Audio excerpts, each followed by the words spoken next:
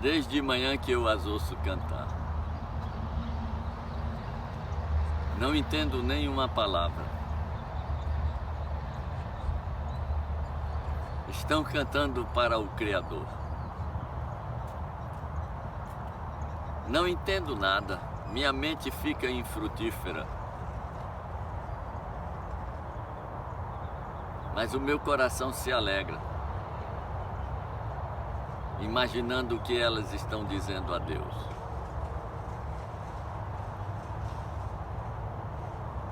Acho que é mais ou menos isso o que significa o dom de línguas. As pessoas estão falando com Deus, estão falando de mistérios. Os ouvintes não captam, os ouvintes não percebem, os ouvintes não entendem. O texto diz que quem fala em outras línguas não fala aos homens, mas a Deus fala em mistérios. E quem fala com Deus em mistério, ou sem ser em mistério, é abençoado, é edificado. Por isso Paulo diz que o que fala em outras línguas edifica a si mesmo. Paulo não é contra falar línguas, ele é a favor de que se fale em línguas. Ele apenas disciplina para que, como as pessoas estão falando não aos homens, mas a Deus, esta não seja uma prática coletiva da igreja, esta não seja uma prática a ser realizada por várias pessoas ao mesmo tempo no culto público, porque no culto público as coisas devem ser feitas de modo compreensível para que aqueles que entram sejam edificados. E como os que estão falando em outra língua estão edificando a si mesmo, porque estão falando a Deus, mas a mente não fica compreensível, então ele recomenda que fale um ou dois ou três no máximo, e um de cada vez, e se houver quem interprete. Não havendo quem interprete, esta pessoa deverá falar no seu lugar, no seu reservado, o tempo que quiser, no volume que quiser, o que ele quiser, e deve se deleitar totalmente em Deus. Lá vai os netos. Então, queridos, não precisamos fazer confusão entre os dons.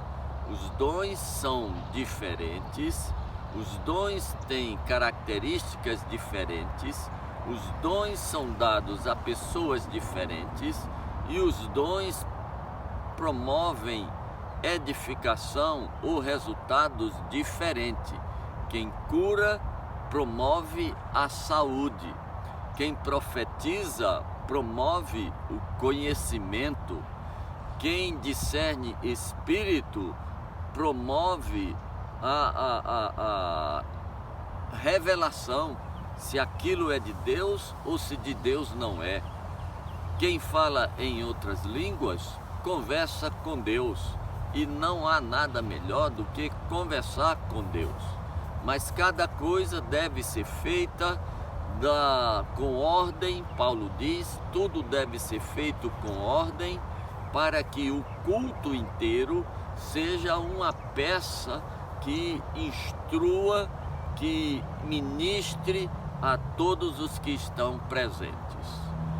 Nós precisamos ter cuidado, os que não creem nos dons de língua, para não ficarem buscando argumentos para combater algo que é uma dádiva de Deus. Aos que falam em línguas, já receberam de Deus esta bênção, por sua vez, não devem fazer do dom de línguas um instrumento de julgamento ou de menosprezo para com os que não falam em línguas. não esqueçam o que a palavra de Deus diz. O Espírito Santo, um e o mesmo Espírito Santo, concede diferentes dons a diferentes pessoas. E ele é muito claro quando diz: a uns concede o dom de curar, a outros o dom de discernir espírito, a outros o dom de falar línguas, a outros o dom de profetizar, a outros o dom de sabedoria, a outros o dom de conhecimento, a outros o dom de discernir espíritos, a outro o dom de interpretar línguas, a outro o dom, e sai falando de outros. Ao que me parece, o único dom que é desejável que todos tenham e sem o qual os demais dons perdem o sentido é o dom do amor, conforme está descrito no capítulo 13 de 1 Coríntios. Porque se não houver o dom de amor, o dom de línguas é como um símbolo que retine. Se não houver o dom do amor, o dom de profecia não vale de absolutamente nada. O dom da misericórdia, do socorro, não vale absolutamente nada. Então entendo que o único dom que é obrigatório, todos devem ter, sem o qual os demais perdem sentido, é o dom do amor. Os outros dons ficam na dependência do Espírito Santo conceder. Ele concede a uns um tipo de dom, a outros outro tipo de dom. Há amigos, pessoas sérias, homens de Deus, de uma vida ilibada, que afirmam diferente, afirmam que o dom de língua é um dom patognomônico, ou seja, é um dom sine qua non para quem foi batizado pelo Espírito Santo. E assim, todos têm que falar em línguas. Eu diria que todos deveriam falar em língua, como todos deveriam curar, como todos deveriam profetizar, todos deveriam ter o máximo de dons que o Espírito lhes quiser conceder. Mas estamos todos na dependência do querer do Espírito. E assim, pelo que eu entendo, nem todos têm todos os dons. Ninguém tem todos os dons. Talvez somente Jesus Cristo tinha todos os dons. Jesus era completo e não havia nenhum problema, porque ele podia ser completo e ainda assim não se ensoberbecer. Então, queridos, que não se faça confusão com o dom de línguas. O dom de línguas é um dom de Deus. O dom de línguas esteve presente nas primeiras manifestações, ou em quase todas as primeiras manifestações do Espírito Santo, porque ele está presente no Pentecostes de Jerusalém, e ele está presente no Pentecostes lá na cidade de Éfeso, e ele está presente no Pentecostes lá na cidade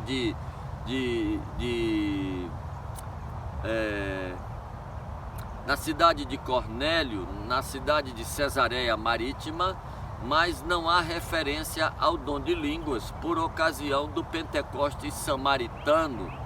Então, não se pode formatar uma teologia quando você tem exceções a essa teologia.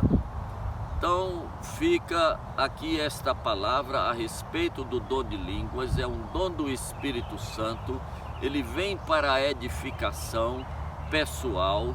Ele é uma conversa com Deus numa língua diferente das línguas dos homens.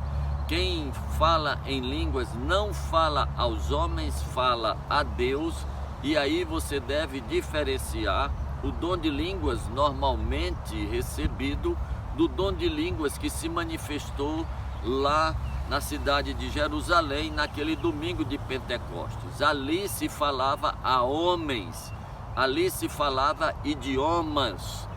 E nos demais episódios, o dom de língua parece ser uma linguagem espiritual com a qual se fala exclusivamente a Deus. Não procure na Bíblia desculpas ou textos que justifique você não falar língua. Se você não fala em línguas e deseja falar em línguas, então peça ao Espírito Santo. Se ele concordar, ele te dará. Se você não fala em línguas, tem outros dons e está satisfeito com isto, permaneça com o que você tem. Desenvolva os dons que Deus te deu e não te sinta, nem deixe ninguém te fazer sentir inferior por não falar o dom de línguas. Se ele quisesse, se fosse obrigatório a que você falasse língua, ele teria dito: a todos deu o dom de línguas e não a uns. Há um versículo que é mal utilizado. É o versículo onde Paulo diz: eu queria que todos vocês falassem em línguas. Então algumas pessoas usam esse versículo para dizer que o desejo do apóstolo é que todo mundo tenha que falar língua. Não, não é, meu irmão. Para sermos honestos, este versículo ele continua dizendo: eu queria que todos vocês falassem em língua, mas muito mais que vocês profetizem. Mas muito mais que você profetizem. Então, qual é o desejo verdadeiro do apóstolo Paulo? É que fale língua ou quem profetize? Como quando nós dizemos aos nossos filhos: eu quero que você seja rico, mas muito mais que você seja feliz. Na verdade, se ele puder ser rico, será ótimo, mas o que nós queremos é que ele seja feliz. Este versículo: eu quero que você fale língua, que todos falem língua, mas muito mais que profetizem, a ênfase não está no fala-línguas, a ênfase está no profetizar. Mas não precisamos contender por causa dos dons espirituais. Eles são dados para o bem do corpo de Cristo. Eles são dados para a glória de Cristo. E se são dados para a glória de Cristo, não podem ser motivos de contenda. Você fala língua? Muito bem, querido, continue falando língua. Eu não falo língua, pelo menos ainda. No dia que o Espírito quiser, ele me dará o dom de línguas. Até lá eu vou usando os dons que ele me deu, entre eles o dom de ministrar a sua palavra. Deus te abençoe.